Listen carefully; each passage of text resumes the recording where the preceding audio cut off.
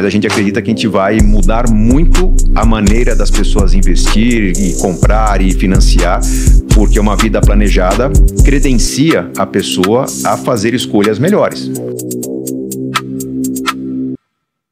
E hoje o incomum é você ter essa vida financeira planejada. Porque o homem, naturalmente, ele é imediatista, mas as recompensas costumam ser colhidas no longo prazo. O que vai te dar dinheiro no empreendedorismo é você abrir um negócio e vai passar 2 anos até chegar no break-even, aí vai recuperar o dinheiro que você investiu em 3, e o negócio vai te tornar rico, sei lá, em 5, 10 anos.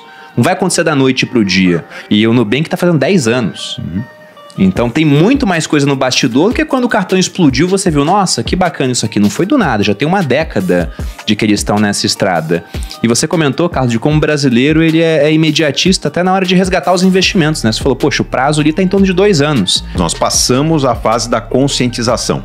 Tem um trabalho muito importante feito por mim, por vocês, sim, por todos que fazem parte do Grupo Primo, todos os influenciadores. Esse agito que nós fizemos no mundo da mídia, levando a educação financeira, fez com que as pessoas hoje chegassem a uma condição de consciência. Está endividada, a pessoa sabe que está endividada porque comprou muito a prazo, porque não teve uma reserva de emergências, porque confiou demais num cenário otimista, não confiou numa mudança de cenário quando vira um governo, quando vira uma moeda, enfim. A pessoa tem consciência do porquê do problema. Ela não consegue mudar. Eu percebi, principalmente nos tempos de curso online, que oferecer um bom conhecimento impacta uma parte do público. Tem um público que é autodidata, é quem vai comprar um curso seu, quem vai ler um livro meu, quem vai assistir um evento, participar de uma palestra. Esse que vai buscar conhecimento, ele tem uma probabilidade de mudança muito maior do que aquele que é impactado indiretamente por uma notícia, um artigo. Dos que vão buscar informação, os que são efetivamente autodidatas, que leem e colocam em prática, ouvem e saem fazendo, são a menor parte, vamos citar uns 20%. Então a nossa capacidade de transformação exige que a gente impacte várias vezes o mesmo público para tentar aumentar a chance de convencimento, ou talvez a gente nunca consiga alcançar um público que simplesmente não dá atenção para a oportunidade da informação. O que está faltando além da educação financeira, que já existe generalizada na mídia, que já é presente nas escolas, né? Pena que começou junto com a pandemia, o assunto ficou meio diluído, aí meio por trás da cortina, mas as escolas já têm educação financeira. O que está faltando é a capacidade do público entender quais são os grandes obstáculos dentro, vamos dizer, da própria pessoa. Mas a gente percebeu que falta ainda o brasileiro tirar, né, a educação do papel, ou seja, saber a regra de ouro, né, gastar menos do que ganha. Poxa, eu imagino que todo mundo saiba.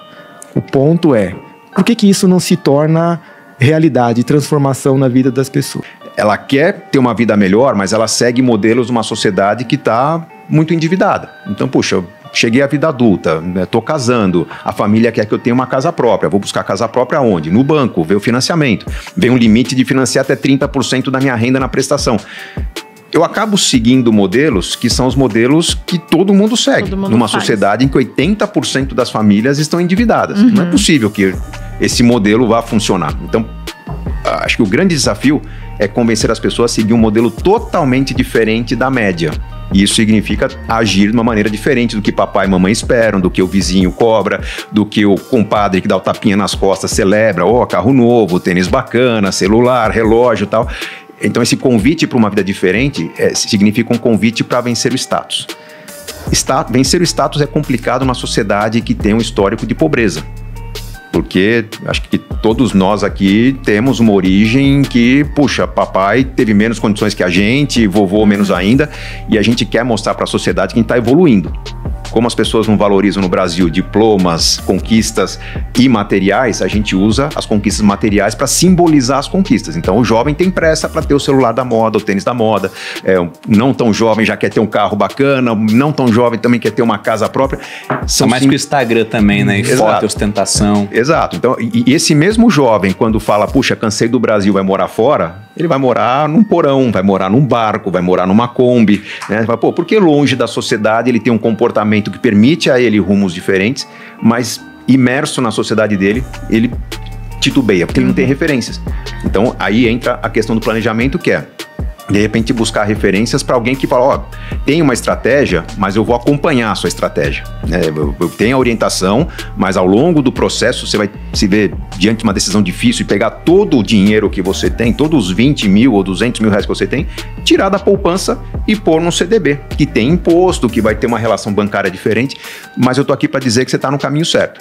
Então falta um pouco dessa convicção e confiança para que a educação financeira vire inteligência financeira e se torne prática no dia a dia das pessoas, como se tornaram práticas, por exemplo, hábitos de exercícios saudáveis.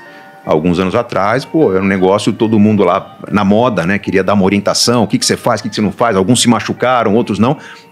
As pessoas aprenderam a buscar o profissional correto, adotar uma política, uma rotina correta e hoje praticam exercícios saudáveis. Com a alimentação, a mesma coisa. Acho que a educação financeira está vivendo talvez o fim de uma moda e daqui para frente tem a consolidação de uma maneira de pensar própria do que precisa ser pensado para ter uma vida financeira mais equilibrada.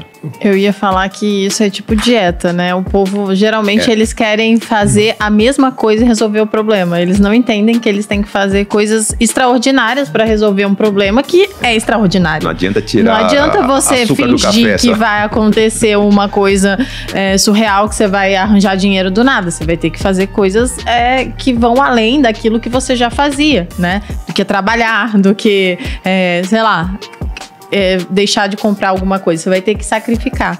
Mas imagino que deve ser muito mais difícil para quem tem problemas mesmo de se endividar. É uma coisa mais compulsiva. Que é difícil você... Geralmente o pessoal que se endividou porque tá vivendo acima do que pode. Uhum. Então isso envolve descer um degrau, né? E é fácil, nesse caso é o contrário da escada no mundo real, que é difícil subir, é fácil descer. Agora, na vida financeira é fácil começar a gastar mais e é complicado esse primeiro corte. Eu até notei aqui quando você disse sobre família. Porque se alguém tenta mudar essa dinâmica numa casa que tem 4 pessoas e só um tá atento ao problema, ele vira o chato, né? É o cara que manda pagar a luz, é o cara que fala pro pessoal economizar água, é o cara que, fala, olha, em vez de viajar pra tal canto, é pro outro. Então lá atrás, quando eu comecei a investir o nosso dinheiro, todo mês eu sentava junto com a Malu, depois a gente passou um pouco mais isso, pra mostrar onde tava indo, pra onde tava indo o dinheiro e quanto que ele tava rendendo. Pra ela ver, nossa, então o sacrifício que a gente faz é em prol de um ganho maior no futuro. Ela ficava alinhada comigo. Aí os meus amigos falavam, nossa, como é que sua esposa topa economizar? Eu falava, eu tô mostrando o que tá acontecendo. Então era muito diferente ter 2 pessoas com a mesma visão, ao contrário de 2 pessoas que estão brigando porque uma não sabe o que a outra tá querendo fazer, né? No fundo tem uma recompensa que tá ficando clara pro casal. A recompensa clara também faz com que você tenha o sentimento de... você preenche aquela necessidade. A gente erra por... A compulsão vem da necessidade de recompensa, seja na alimentação, seja no dinheiro. A gente está errando porque minha família merece, eu mereço, eu trabalho muito, enfim, e a pessoa perde a consciência mesmo porque ela está buscando inconscientemente a recompensa. Mas aí já saindo da parte das dívidas, vocês fizeram a intervenção no cara, ele estava lá com uma vida realmente desregrada, ele se organizou, agora ele não tem dívidas e já consegue algum tipo de poupança. Qual seria o próximo passo? Eu acho assim, a questão do brasileiro aprender a investir, né? Acho que a gente está falando assim, primeiro poupar. Saiu do endividamento, começa a poupar, para depois investir. Essas coisas coexistem, poupar e investir? Sim, entendemos que coexistem. E aí a fórmula importante para poder investir bem é primeiramente, fazer o seu colchão de segurança ali. Eu até prefiro chamar de colchão de segurança, porque esse colchão de segurança ele serve sim como uma reserva para cobrir emergências, mitigar riscos, que são coisas que a gente não controla, mas também para aproveitar oportunidades. Quando você tem uma oportunidade de comprar algo que talvez você não conseguisse, com nível de desconto, obter, investindo em termos de rentabilidade, ótimo, use o seu colchão. De quanto tem que ser esse colchão? Aí realmente varia bastante, sei lá, de repente 3, 6, a depender da função que a pessoa tenha, a renda que ela tenha, pode ser até menor, ou o risco que ela tem de eventualmente perder a renda, de repente fazer uma reserva ali de 12 meses, Então isso é o que todo mundo conhece, eu diria, porque a gente bate bastante nessa tecla.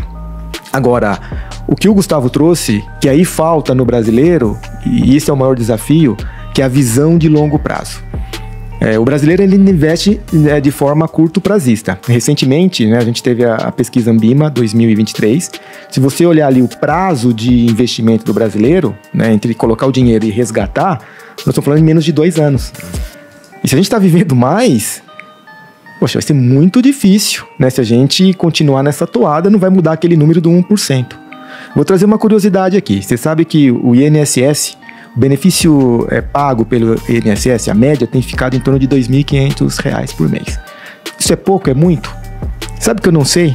Porque se você olha para uma outra perspectiva não vou discutir aqui se a Previdência vai manter ou não, mas o fato é, R$ 2.500 dos 65 anos até 90, 95, uma expectativa de vida que a gente vai ter, que dinheiro que eu teria que guardar para ter R$ 2.500 por mês por 30, 35 anos? Se não fizer essa conta, eu posso aqui colocar um range, né, que vai ser de $500 mil a $800 mil. Então, uma perspectiva, né, uma forma de você olhar os R$ 2.500, o benefício do INSS, é falar, eu estou economizando, né, do meu capital próprio R$ 500 mil. Então, não é pouco. Agora, o fato é, o brasileiro ele só está contando com os R$ 2.500, isso é insuficiente. Então, numa estratégia de investimento, fez o curto prazo, vai direto para o longo prazo, né? Quanto mais tempo você tem, poxa, menor vai ser esse seu esforço para construir o capital que vai te dar condição de lá na frente ter a independência, né? Não dá, é fato, para a gente contar com o Estado. A partir daí, você trabalha a diversificação, o médio prazo. Então, acho que a grande celeuma que a gente vive, a grande dificuldade que a gente vive é sair dessa visão de apenas 2 anos para conseguir chegar no longo prazo. E onde que o brasileiro acaba errando? Ele pensa ao longo prazo, normalmente, em construção de capital valor. Eu quero ter 1 milhão, quero ter 500 mil, 1,5 milhão. Agora, será que isso é suficiente para fazer frente ao que você precisa de renda ao longo do tempo? Foi aí que a gente montou, né, a estratégia com a curva de vitalidade, que ela te mostra como lidar com dinheiro no dia a dia, porém sem perder o foco, que é a renda que você precisa ter ou preservar para manter esse seu padrão de vida na sua longevidade. E aí o cálculo ele não tem que ser feito em capital, né, em valor acumulado, mas ele tem que ser feito em renda. E quando a gente faz isso, a gente se surpreende, como eu imagino que a maioria se surpreende quando eu falo que o INSS está economizando R$500 mil do seu patrimônio, porque a gente faz a conta na renda e não a conta dos 500 mil. Para muita gente que está pensando em acumular 500 mil e achar que vai ser suficiente, definitivamente não vai. Então a curva de vitalidade financeira, que é uma forma, né, da pessoa poder medir isso, é o que norteia a maneira como a gente trabalha o planejamento financeiro. Porque quando você coloca na curva, você vê exatamente os gaps. E é em cima desses gaps que aí a gente começa a fazer as correções. Para quem não conhece, a curva de vitalidade financeira nada mais é do que uma simulação do quanto você tem que poupar por mês ao longo do tempo para acumular um patrimônio X, que para nós não é importante, mas principalmente quanto que você gastará desse patrimônio após a acumulação para você garantir um padrão de vida interessante. Aí você trabalha as diversas variáveis. Eu preciso do aumento de renda, eu posso poupar mais, menos. E tudo isso tem um aspecto racional que a maioria das pessoas não tem. Acho que todo mundo sabe que tem que poupar para o futuro. Todo mundo sabe que na atual condição o futuro vai ser difícil. Como que a gente trabalha o emocional para trazer para as pessoas uma disciplina de poupança?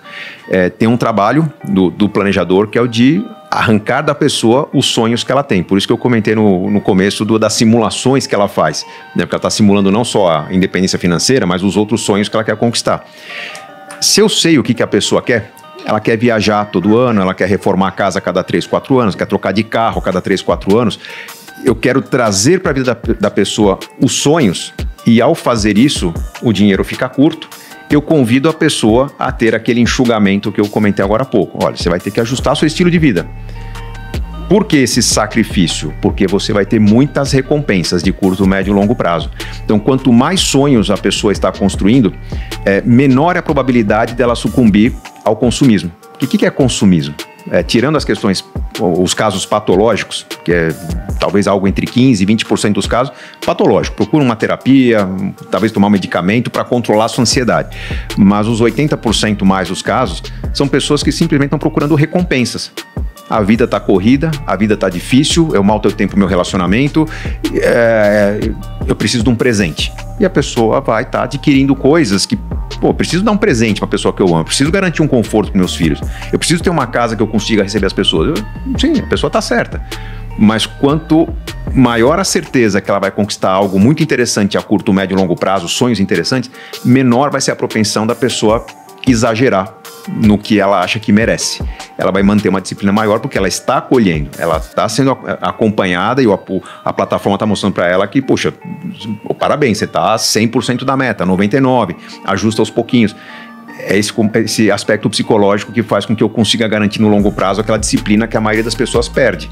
Perde por quê? Porque o lado instintivo do cérebro está falando, ó, tá faltando recompensa na sua vida. Para de pensar no futuro, que pode ser que você não chegue lá. E nesse sentido, o nosso cérebro é muito mais inteligente do que a nossa racionalidade. Pode ser que a gente não chegue lá. Então, o que o nosso cérebro nos impõe? Recompensas de curto prazo. Se um bom planejamento inclui qualidade de vida, né, a casa é um pouco mais simples, mas você tem muito mais lazer, eu estou driblando esse aspecto instintivo do meu cérebro de me jogar no consumismo e invalidar meus planos de longo prazo. Animal. Galera, bota aqui nos comentários, vocês curtiram? Dá o like, espero que vocês tenham gostado. Quem não se inscreveu ainda no canal, se inscreve no canal, um prazerzaço. Obrigada pela confiança que vocês têm aqui no nosso trabalho. A gente vem, traz tudo pra vocês, o que a gente puder fazer, a gente vai fazer. Você que tá começando a investir, você que quer sair das dívidas, tem muito conteúdo interessante pra você.